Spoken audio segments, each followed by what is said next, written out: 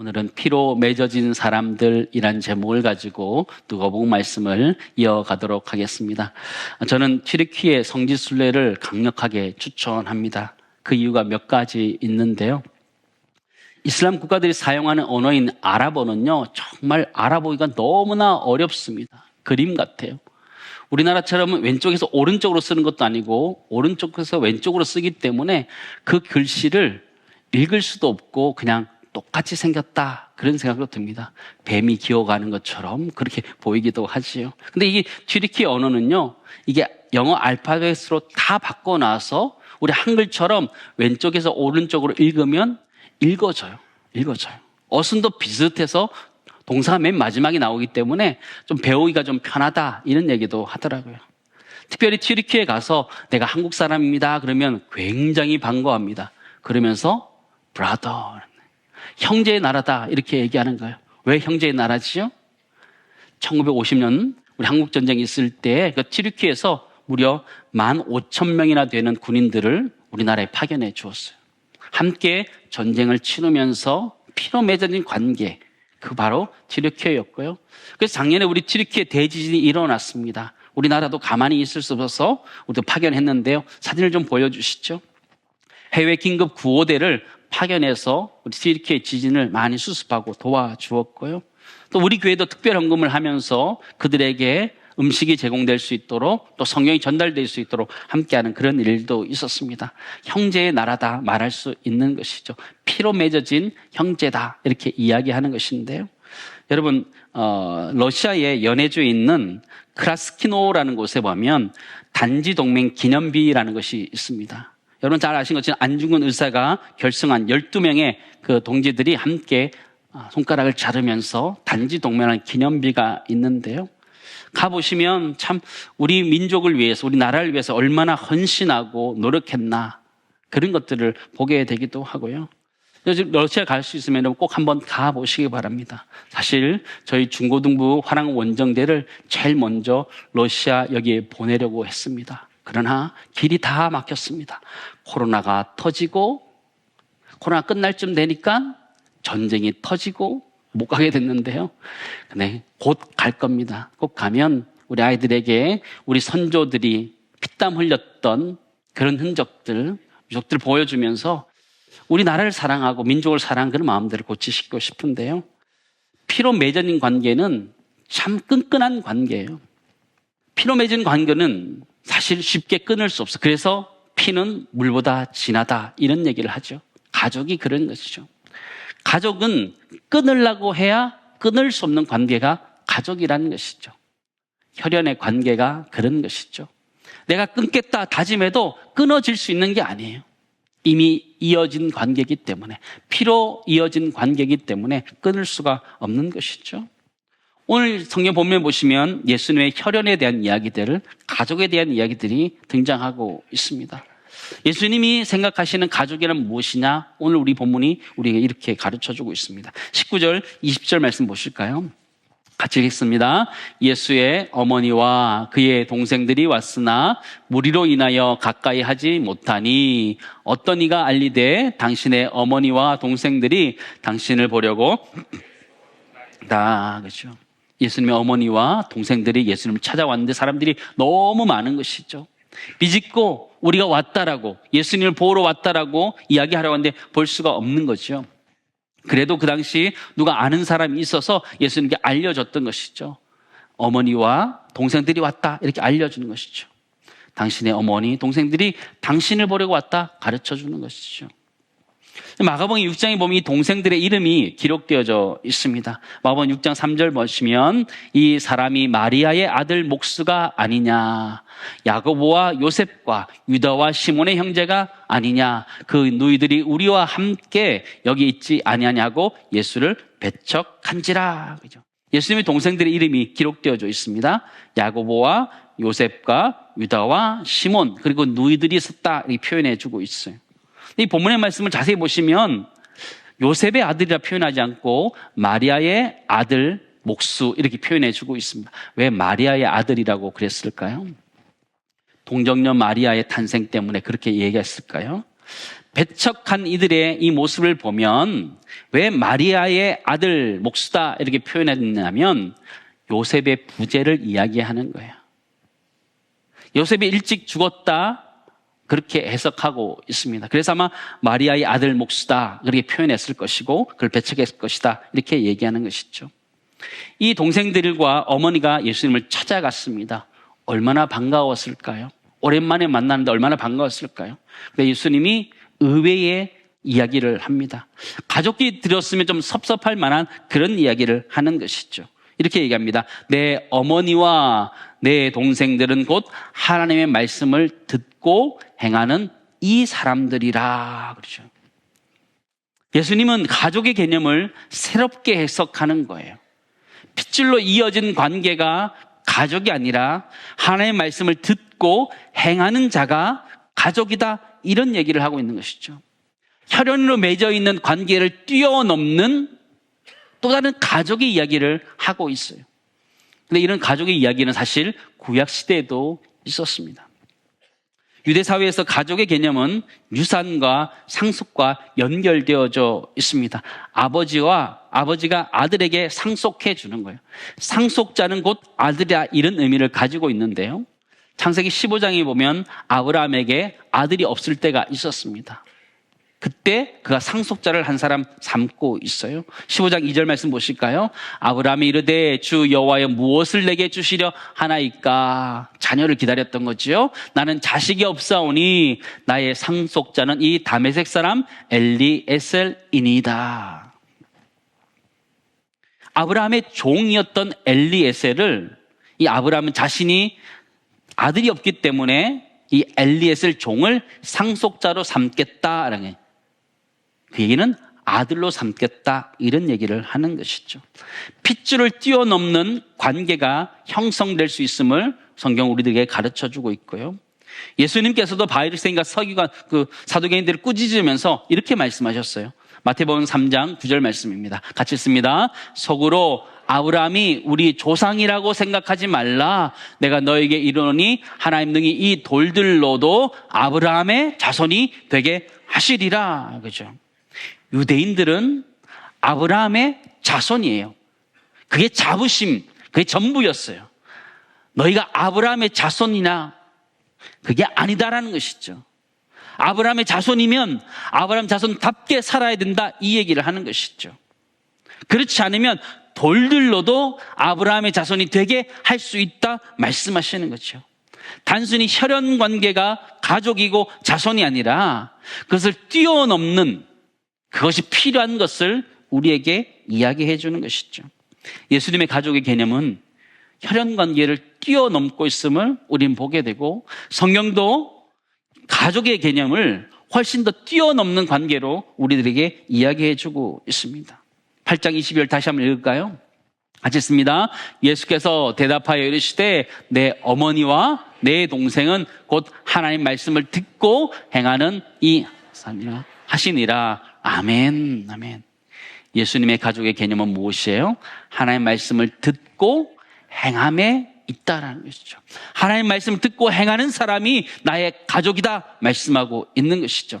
핏줄로 이어진 사람이 가족이 아니라 하나님 말씀을 듣고 행해가는 사람들이 진정한 가족이다 이렇게 얘기하고 있어요. 성경에 보면 병행구절이라는 것이 있습니다. 오늘 누가복음에 나오지만 또 마태복음에도 이 구절이 나와 있어요. 마태복음 12장 49절 50절 말씀 보시면 이렇게 기록되어 있습니다. 손을 내밀어서 누구를 가리켰어요? 제자들을 가리켜 이르시되 나의 어머니와 나의 동생들을 보라. 누구든지 하늘에 계신 내 아버지의 뜻대로 하는 자가 내 형제요 자매요 어머니이니라 하시더라 그러시죠. 여러분 누가복음이 뭐라고 그랬어요? 기억이 안 납니다. 누가복음에서 뭐라고 하셨어요? 말씀을 듣고 행하는 자가 가족이다 이런 얘기했어요. 마태복음 보니까 뭐라고 그래요? 하나님의 뜻대로 하는 자, 하나님의 뜻대로 하는 자가 가족이다 이런 얘기를 하는 거죠. 여러분 그럼 하나님의 뜻이 무엇이에요? 하나님의 말씀을 듣고 행하는 것이 하나님의 뜻이라는 것이죠. 마태복음은 유대인들에게 했던 얘기이기 때문에 하나님의 뜻대로 하라, 하나님의 뜻대로 행하라 이렇게 얘기하면 다 알아듣는 거예요. 그 얘기가 구체적으로 어떤 얘기예요? 하나님의 말씀을 듣고 행하는 것이다 이렇게 얘기하는 것이죠. 그러면서 구체적인 사람을 49절에 이야기했는데 손을 내밀어 제자들을 가리켰다 그러죠. 그러므로 말씀을 듣고 행하는 자가 하나님의 뜻대로 행하는 자이고 곧 그들이 제자들이라는 것이죠. 그렇다면 제자들이라는 사람들은 어떤 사람들이어야 되는 거예요? 하나님의 말씀을 듣고 행하는 사람들이 진짜 제자들이다 그 얘기를 하고 있는 것이죠. 사랑하는 성도 여러분, 우리는 예수 그리스도를 영접하고 예수님을 따라가는 예수님의 제자인 줄 믿습니다. 그렇다면 예수님의 제자로서의 정체성은 무엇일까요? 그것은 하나님의 말씀을 듣고 행하는 것에 있다는 것을 꼭 기억할 수 있기를 간절히 소망합니다. 말씀을 들을 뿐만 아니라 그 말씀을 살아내는 것이 제자단 우리의 도리라는 걸 기억하면서 말씀을 듣고 행하는 은혜가 우리 가운데 있기를 간절히 소망합니다. 그게 예수님의 가족의 특징이라는 것이죠. 첫 번째 우리 이렇게 정리할 수 있을 것 같아요. 말씀의 권위 앞에 순종하는 사람이 예수님의 가족이라는 것이죠. 그렇지 않아요? 아버지의 말씀이 권위 있게 전달되어서 그 가정이 살아있는 것처럼 하나님의 말씀이 우리 가운데 주어졌을 때 그 말씀에 순종하는 사람, 그 권위 앞에 순종하는 사람이 진정한 가족인 줄을 믿습니다. 그래서 우리 모두가 하나님의 가족됨을 인정하고 그 말씀을 따라 사는 은혜가 우리 모두 있기를 간절히 소망합니다. 예수님께서 오늘 자신의 말씀을 이야기하면서 등불 이야기를 하고 있음을 보게 됩니다. 이 등불을 통해서 모든 것이 밝혀질 것이다, 드러날 것이다 이런 얘기를 하는 것인데 예수님의 가르침, 하나님의 말씀이 이 등불이다 이런 얘기를 하고 있는 것입니다. 16절, 17절 말씀 보실까요? 우리 다 같이 읽겠습니다. 누구든지 등불을 켜서 그릇으로 덮거나 평상 아래에 두지 아니하고 등경 위에 두나니 이는 들어가는 자들로 그 빛을 보게 하려 함이라. 그죠? 등불이란 것은 하나님의 말씀이라는 것이죠. 그런데 이 말씀이란 것은 그릇으로 덮어두거나 평상 아래 숨겨두는 것이 아니다라는 것이죠. 이것은 빛이기 때문에 위에 드러나도록 해야 된다는 거예요. 그래서 들어오는 모든 사람들이 그 빛을 보고 사물을 판단할 수 있다 이야기하는 것이죠. 하나님의 말씀이 그렇다는 것이죠. 우리가 읽고 있는 이 하나님의 말씀이란 것은 등불과 같은 것인데 이 말씀은 우리 인생 가운데 항상 드러나 있어야 된다는 것이죠. 이렇게 숨겨져 있거나 덮여져 있거나 내팽겨져 있는 것이 아니라 내 삶 가운데 이렇게 드러나 있어서 이것이 내 삶을 비춰야 된다는 것이죠. 하나님의 말씀이 우리의 삶을 비출 수 있기를 간절히 소망합니다. 근데 죄가 있으면 숨기려고 해요. 자꾸 죄가 있으면 숨기려고 해요. 하나님의 말씀은 우리를 이렇게 싹 스캔하는 것과 똑같아요. 히브리서 4장 12절 13절 말씀 보시기 바랍니다. 하나님의 말씀은 살아있고 활력이 있어 저의 날선 어떤 검보다도 예리하여 혼과 영과 및 관정과 권수를 찔러 쪼개기까지 하며 또 마음의 생각과 뜻을 판단하나니 같이 있습니다. 지으신 것이 하나도 그 앞에 나타나지 않음이 없고 우리의 결산을 받으실 이의 눈앞에 만물이 드러나느니라. 하나님의 말씀이 그러는 거죠. 하나님의 말씀이 드러나서 내 삶 가운데 펼쳐져 있고 위에 있을 때 그 말씀은 우리를 비춰서 우리 자신을 싹 스캔하는 거예요. 저는 이런 생각이 들더라고요. 하나님의 말씀은 MRI 기계와 같다 그런 생각이 들더라고요. 여러분 MRI 기계 어떤 것이 아시죠? CT를 촬영했을 때도 잘 나오지 않는 것은요, 이 MRI 촬영을 하면 다 드러나게 됩니다. 하나하나 다 볼 수 있어요. 그런데 중요한 게 하나 있어요. 그 기계는 굉장히 고가의 기계더라고요. 제가 가격을 좀 알아봤습니다. 한 얼마쯤 할 것 같아요. 제가 알아보니까 한 7억에서 9억 한다 그러더라고요. 굉장히 비싼 기계인데요. 그래서 비싸더라고요. 한번 촬영하려면 비싸고 쉽지 않은데요. 근데 더 중요한 게 있어요.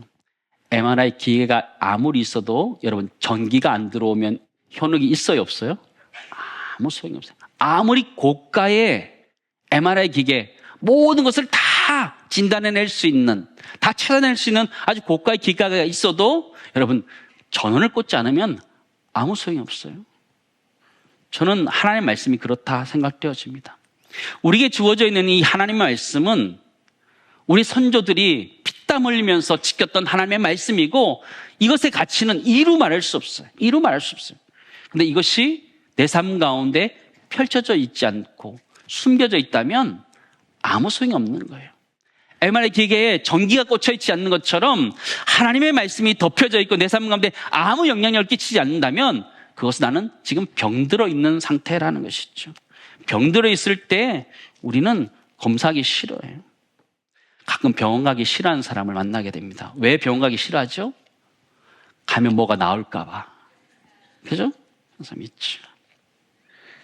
하나님의 말씀이라는 고가의 MRI 장비, 우리 영혼의 MRI 장비가 우리에게 있어요. 오늘 성경은 그것이 드러나 있어야 된다는 것이죠. 그릇으로 덮거나 평상 아래 숨겨두면 안 된다는 것이죠. 그 말씀이 내 삶 가운데 펼쳐져 있고 적용되어져 있고 내 삶을 비추어야 된다, 이렇게 말씀하시는 것이죠. 이 하나님 말씀이 우리 삶을 비출 수 있기를 간절히 소망합니다. 신앙과 삶에 있어서 말씀의 불이 들어와 있어야 되는 거예요. 레위기 6장 말씀에 보면 예배에 대한 규례가 등장합니다. 12절 13절 말씀 보시면 제단 위의 불은 어떻게 하라고요? 항상 피워 꺼지지 않게 할지니 제사장은 아침마다 나무를 그 위에 태우고 번제물을 그 위에 버려놓고 화목제의 기물을 그 위에 불사를 지며 불은 끊임이 없이 제단 위에 피워 어떻게 하라? 꺼지지 않게 할지니라. 그렇죠? 제단의 불은 꺼트리면 안 되는 거예요. 우리에게 있는 하나님의 말씀의 불도 꺼트리면 안 되는 줄 믿습니다. 불은 너무나 중요한 거예요. 여러분 TV 같은 데 보면 생존 프로그램들이 등장하잖아요. 무인도 같은 데 떨어져서 생존하려면 무엇이 필요해요? 물도 필요하고요, 먹을 것도 필요하고 잠자리도 필요해요. 그런데 가장 중요한 것 중 하나가 불이라는 것이죠. 불이라는 것. 불이 있어야지 음식을 해 먹을 수도 있고 자신을 보호할 수도 있고 따뜻하게 잠을 잘 수도 있는 것이 불이라는 것이죠. 불을 가지고 살아가는 것이 너무나 중요해요. 불을 유지하는 것이 굉장히 중요하죠. 우리 모두가 하나님의 말씀을 불을 가지고 살아갈 수 있기를 간절히 소망합니다. 이 말씀의 불이 우리 안에 살아 있어야 돼요. 하나님의 말씀의 불이 붙어 있을 때 우리 영혼이 살아나는 것이죠. 그런데 말씀의 죄를 가지고 살아가는 사람이 있어요. 어떤 걸까요? 옛날에 들었던 그 말씀, 다 들었던 거 다 식어버리고 다 꺼져서 죄가 된 것. 여러분 숯불까지는 괜찮아요. 그죠? 나무 잘 타서 숯불이 되어서 은은하게 그 빛을 발하면서 불을 내는 숯불 정도는 괜찮아요. 그러나 옛날에 들었던 그 말씀, 다 꺼져간 그 말씀, 말씀의 죄를 가지고 살아가는 사람들도 우리 가운데 있다라는 것이죠. 사랑하는 성도 여러분, 우리 가운데 말씀의 불을 가지고 살아갈 수 있기를 간절히 소망합니다. 그럴 때 그 말씀 우리의 삶을 비춰내는 것이죠. 우리 인생을 비치는 것이고 우리 삶을 비춰내는 것이죠. 그럴 때 우리 삶의 잘못들이 드러나게 되는 것이죠. 사랑하는 성도 여러분, 저는 생각해 보았는데 이 죄는 바퀴벌레 같아요. 여러분 바퀴벌레 좋아하시죠? 바퀴벌레는 핵폭탄이 떨어도 살아난다 그러더라고요. 잔다 그런 얘기 하는데요. 죄는 바퀴벌레와 같아요. 하나님 말씀의 빛이, 말씀의 불이 사라지면 슬며시 등장하기 시작해요. 죄란 것이 등장하기 시작해요. 그러나 말씀의 빛이 쫙 비치면 싹 사라져버리는 것처럼 하나님 말씀의 빛이 우리 삶 가운데 펼쳐져 있기를 간절히 소망합니다. 말씀의 불이 살아있는 사람, 그 사람이 진정한 하나님 말씀의 뜻대로 살아가는 사람이고 주님의 가족이라 말씀할 수 있는 것이죠. 두 번째 정리하기 원하는 것은요, 말씀의 불이 살아있는 사람이 예수님의 진정한 가족들이다라는 것들을 꼭 기억하셨으면 좋겠습니다. 사랑하는 성도 여러분, 여러분은 무엇을 가지고 살아가고 있습니까? 어떤 사람은 말씀의 불을 가지고 살아가는 사람도 있고 어떤 사람은 말씀의 숯불을 가지고 살아가는 사람도 있다 생각되어지고 어떤 사람은 말씀의 죄를 가지고 살아가는 사람도 있다라고 생각되어집니다. 옛날에 들었던 말씀, 옛날에 묵상했던 말씀으로 지금은 하나님의 말씀을 다 덮어서 저 저기 어딘가에 방치해두고 살아가고 있다면 알게 모르게 죄악이 우리 삶 가운데 지금 쫙 퍼지고 있다는 걸 기억하면서 다시 하나님의 말씀을 펼쳐서 읽을 수 있기를 간절히 소망합니다. 그 말씀이 우리를 진단하고 우리의 죄악들을 지적하고 그것들을 도려낼 때 우리가 다시 한번 회복되는 줄을 믿습니다. 저는 이 말씀을 준비하면서요, 참 도전이 되는 한 문구가 생각이 나더라고요. 문구가. 여러분 코카콜라 좋아하십니까? 코카콜라? 저는 너무너무 좋아합니다. 어렸을 때 참 많이 마셨는데요, 군입대하는 아들에게 어머니가 꼭 한마디 해주셨습니다. 잘 갔다 와라, 건강해라, 이런 말 말고요, 콜라 그만 먹어라 라는 말씀을 해주셨습니다. 근데 콜라가 굉장히 참 이렇게 매력이 있는데요, 코카콜라의 3대 CEO로 알려져 있는 로버트 우드러프라는 사람이 있습니다. 지금의 코카콜라 회사를 제대로 만들어낸 CEO인데요. 이 사람이 유명한 말을 하나 했습니다. 무슨 말이냐면요, 내 혈관 속에 흐르는 것은 피가 아니라 뭐다? 코카콜라다. 야, 이 정도 돼야 되는 거 아니에요?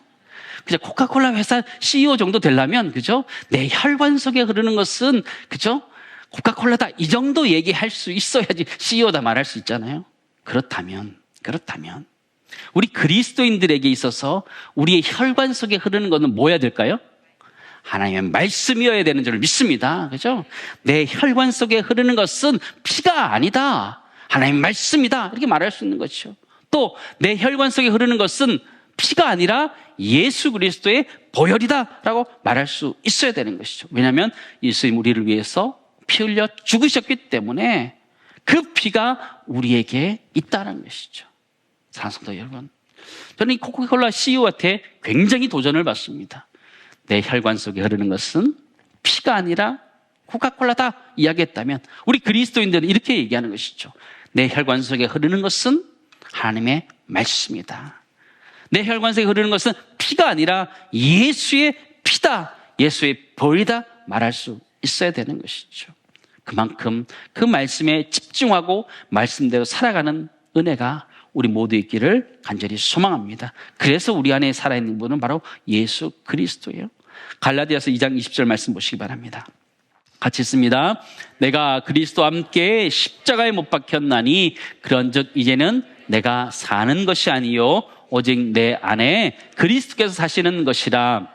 이제 내가 육체 가운데 사는 것은 나를 사랑하사 나를 위하여 자기 자신을 버리신 하나님의 아들을 믿는 믿음 안에서 사는 것이라.